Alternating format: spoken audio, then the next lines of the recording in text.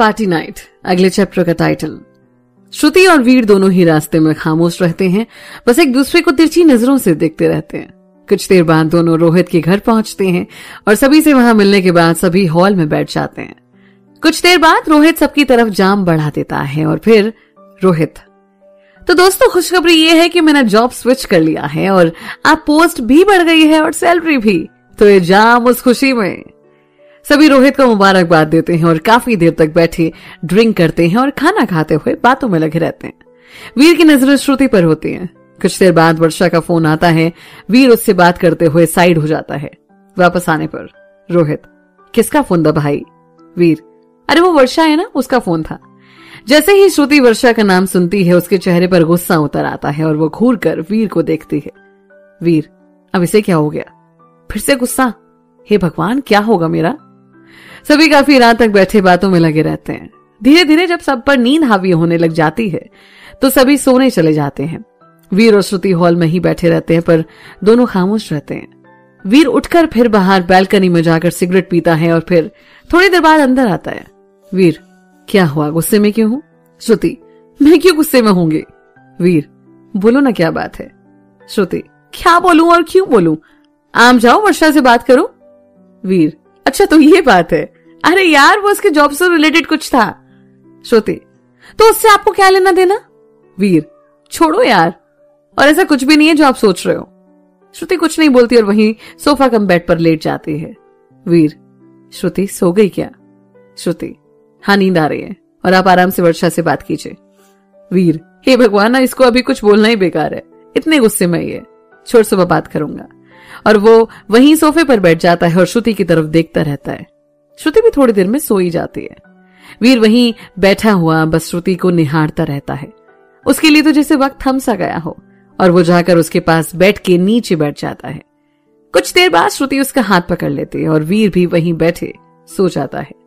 सुबह के वक्त जब श्रुति की नींद खुलती है तो वीर को अपने पास पाकर, ये लड़का भी पूरा पागल है, यहीं फर्श पर सो गया।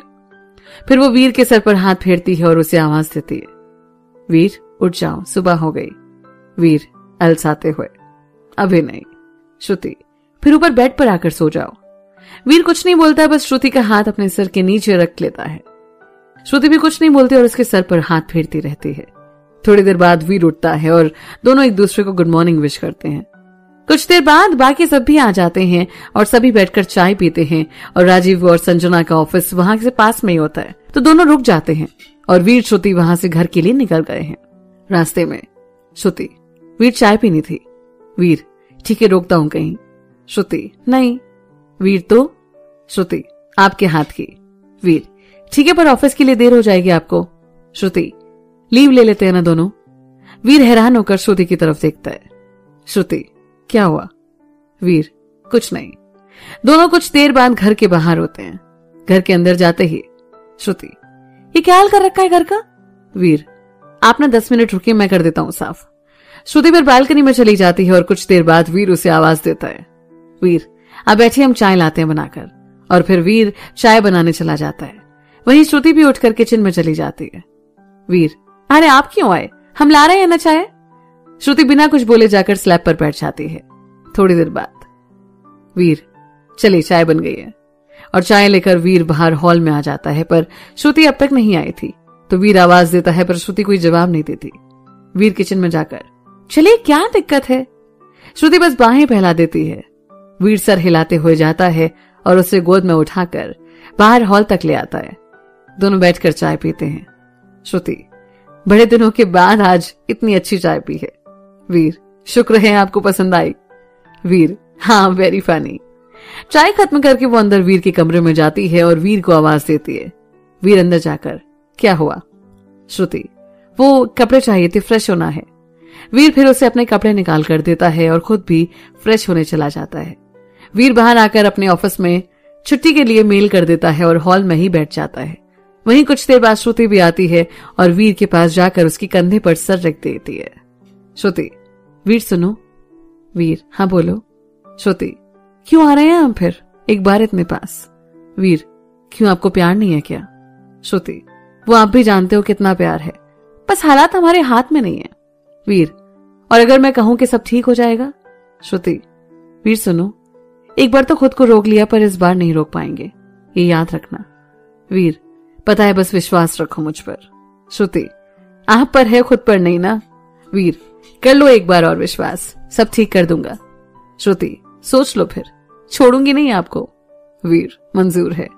श्रुति, फिर ठीक है, सब आप पर ही है। और हाँ, इतना याद रखना कि आप अगर दूर जाने को कहा तो आपकी जान ले लूंगी और खुद की भी दे दूंगी। श्रुति फिर उसकी गोद में आकर बैठ जाती है और उसकी गले लग जाती है। उसकी आंखों में आंसू होते हैं और वीर की आंखें भी नम हो जाती हैं। कुछ देर बाद श्रुति उससे दूर होती है और फिर उसके सर से अपना सर लगाकर, श्रुति, वीर आपसे बहुत बहुत प्यार करते हैं, बहुत बहुत बहुत प्यार। इस बार अलग नहीं होंगे वरना मैं मर जाऊंगी वीर। आपसे अलग होने के ख्याल से हम टूट जाते हैं वीर। और फिर रोने लगती है। वीर उसको गले से लगा लेता है और उसे चुप करवाता है। वीर, वादा करता हूं श्रुति, अब हम जुदा नहीं होंगे, चाहे जो मर्जी हो जाए, और हम भी आपसे अलग होकर खुश नहीं रह पाएंगे। बहुत प्यार करते हैं आपसे। श्रुति कुछ नहीं बोलती, बस वीर के गले से लिपटी रहती है। कुछ देर बाद वो अलग होती है और वीर के होंठों से अपने होंठ मिला देती है।